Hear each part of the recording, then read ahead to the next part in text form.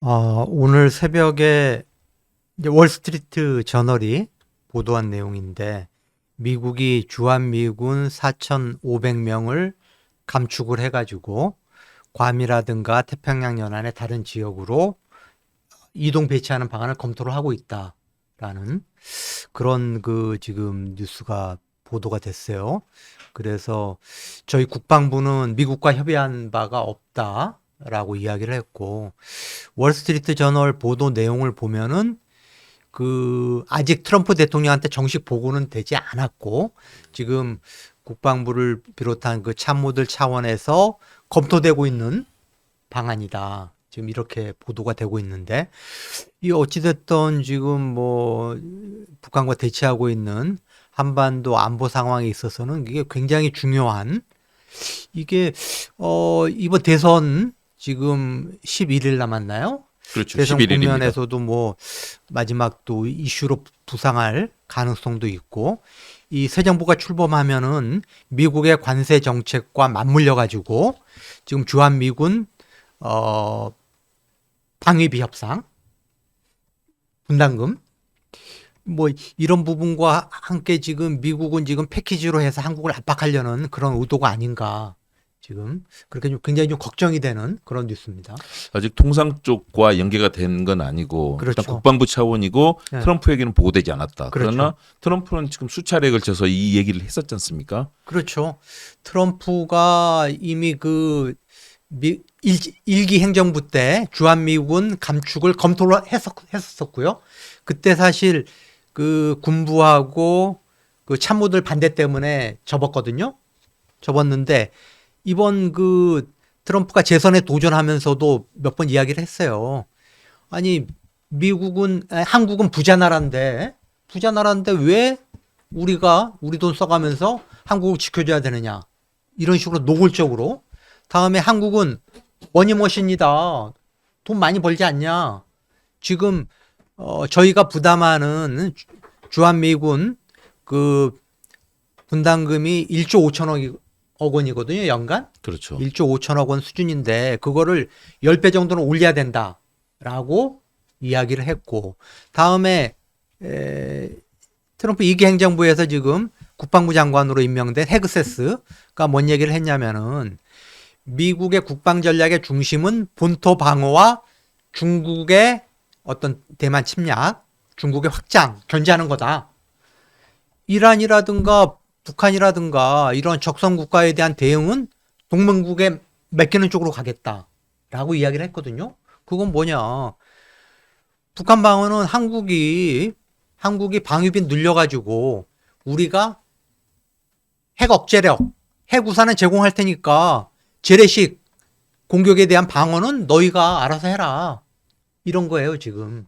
근데 지금 우리나라 주한미군이 28,500명 그렇죠. 주둔하고 있는데 그중에 16% 수준입니다. 그렇죠. 4,500명이면 16%죠. 그리고 이제 미국의 전체 정책이 미국 본토를 방해하는 것 플러스 중국과 대만의 관계 이 부분을 최우선에 두겠다. 네. 그동안은 사실 중동 문제, 유럽, 우크라이나와 러시아 그리고 한반도 많은 곳들이 있었는데 지금 그 부분은 각자의 동맹에게 맡기고 최대한 이익을 따내겠다.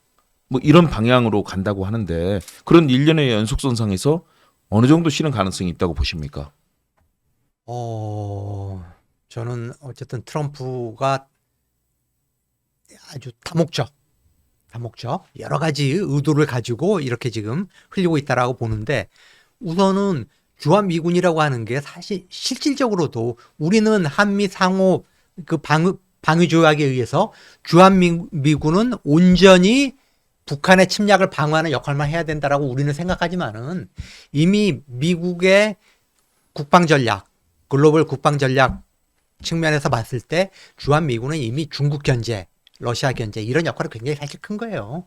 근데 보면은 4,500명을 빼가지고 지금 검토되는 지역이 괌이라든가 뭐 이런 태평양 연안에 이런 지역인데 거기에 갖다 놔도 오히려 중국 견제라는 측면에서는 더 유리한 측면이 있어요. 왜 그러냐면은 괌 같은 경우는 중국이 뭐 미사일이라든가 이제 뭐 이 공군을 통한 공격은 가능하지만은 이 육군이 직접 상륙하기는 쉽지가 않거든요. 한국은 그렇죠. 바로 인접해 있어가지고 6.25 때 중공군 수십만 명을 보냈듯이 중공군이 직접 개입할 수 있는 지역이거든요. 그렇지만은 그런 그 중국 육군의 어떤 그 상륙을 차단하면서 대중 억제력은 똑같이 행사할 수 있다. 그렇기 때문에 미국 입장에서는 별로 손해볼 것도 없는 거예요. 그게 하나 있고, 다음은 트럼프가 지금 북한 김정은하고 거래를 하려고 그러잖아요. 야, 우리 28,500명인데 4,500명 뺐어.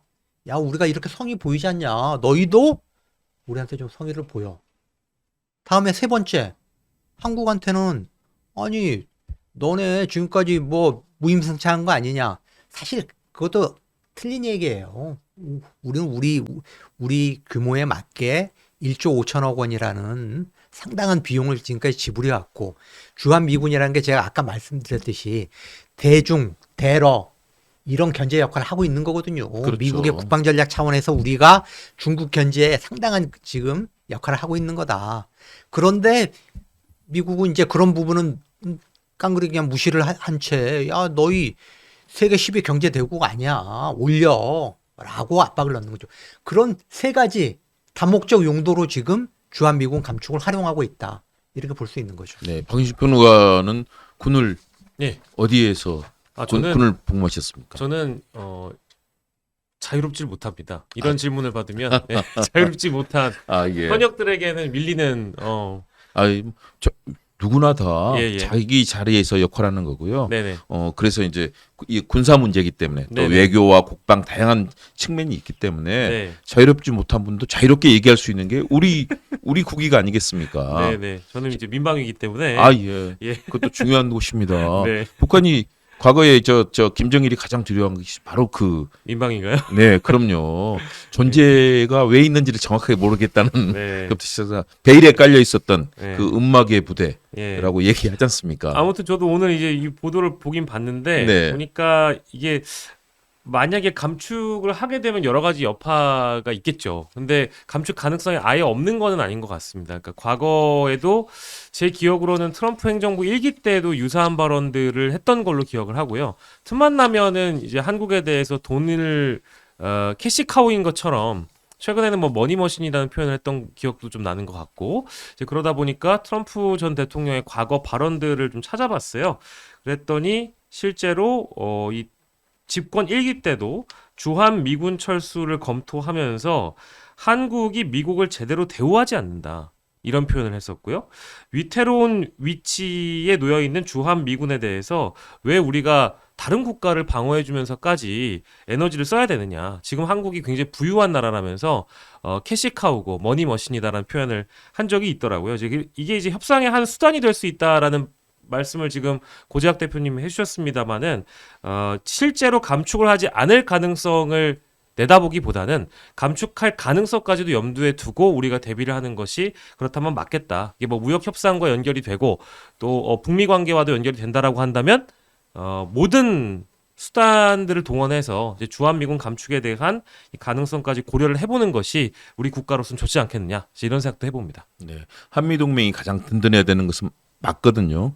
저는 이제 카투사 출신입니다. 제가 그래서 주한미군과 같이 근무를 했었는데 제가 근무했던 경험으로 볼 때는 감축해도 될 부분이 많이 있어요. 미군들이 하는 역할들이 굉장히 중요한 역할도 있지만 사실은 굉장히 양적 물적으로 풍요롭게 하고 있고 또 우리가 많은 지원을 해주고 있잖아요. 결국 우리가 무임승차를 하는 것이 아니라 도리어 지금 주한미군이 무임승차 하고 있을 가능성도 상당히 저는 높다고 봅니다. 정교하게 분석해 보면요, 그럴 가능성이 높은데 절대 거기에 밀리지 말고 한미 동맹은 튼튼히 하되 우리의 국익이 최우선이 돼야 된다. 그래서 그런 카드까지도 우리는 다 놓고 쓰는 것이 맞다라고 보는데요. 고재혁 대표님, 그러면은 현재는 미국 국방부 중심으로 전개가 돼 있는 거고요.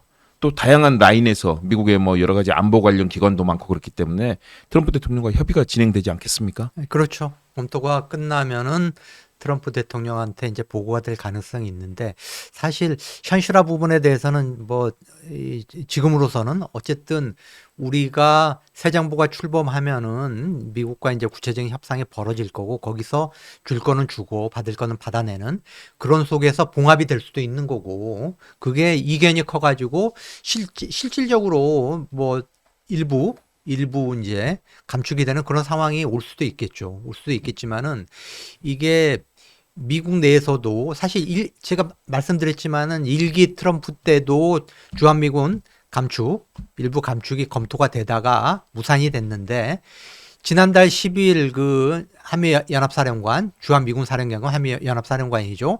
미상원 국방위원회 청문회에 나와가지고 이 부분에 대한 이제 당연히 질문이 나왔고 의원들 질문이 나왔고 만약에 주한미군을 철수를 하거나 병력을 감축하는 상황이 되면은 북한 그 김정은의 오판을 부를 가능성이 크다라고 반대 입장을 분명히 했거든요.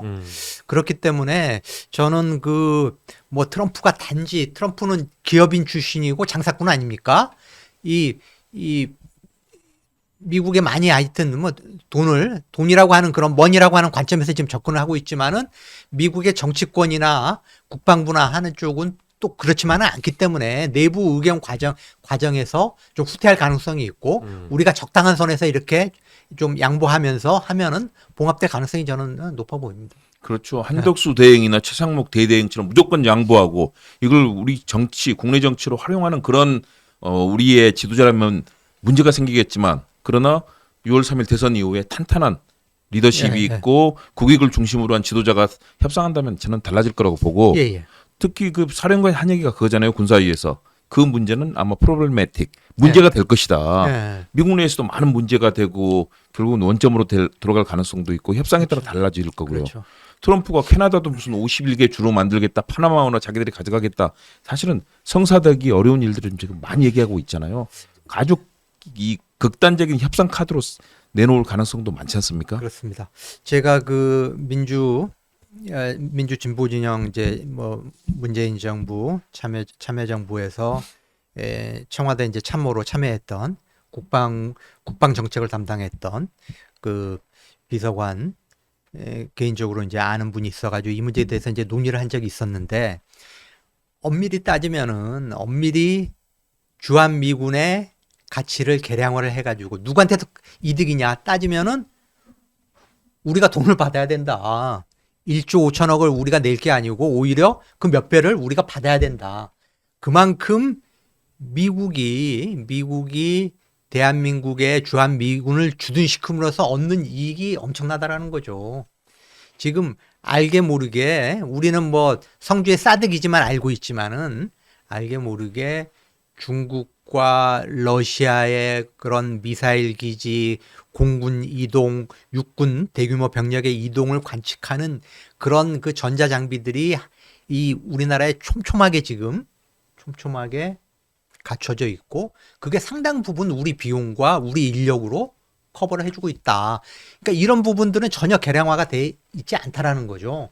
그렇기 그렇죠. 때문에 미국이 과도하게 우리의 국익을 침해하는 그런 조건을 제시한다면은 우리도 좀 당당하게 맞설 필요가 있다. 저는 이렇게 생각합니다. 그렇죠. 외교에서는 당당함 또 국익을 지키는 것이 가장 중요합니다. 그런 측면에서 아마 6월 3일 새로 뽑히는 국민들이 선택한 지도자가 잘 할 걸로 판단하고 또 예, 국민들이 예. 힘을 모아주시면 되겠죠. 예, 그렇습니다.